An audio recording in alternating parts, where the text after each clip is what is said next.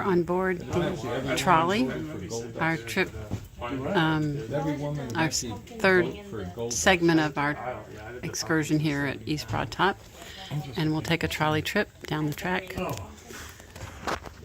and learn a bit more about these restored trains.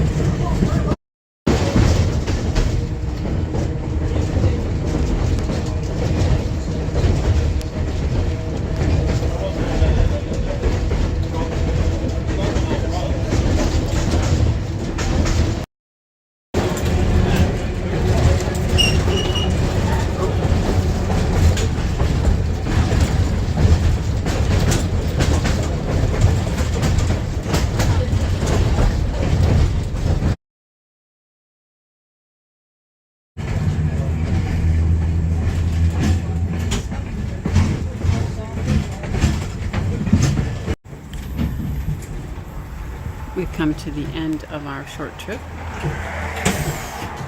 and rather than turning around the car, the driver will simply go to the other end and drive from there.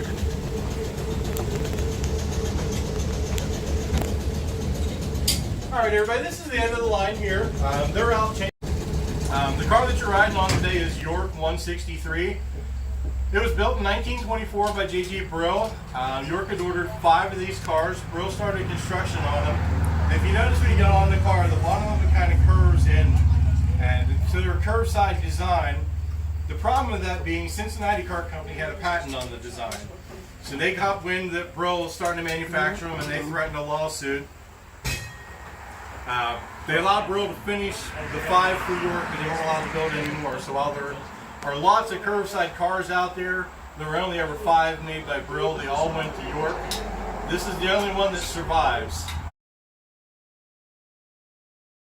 And an iron line back there. So all year long, this will never dry up. Pretty much.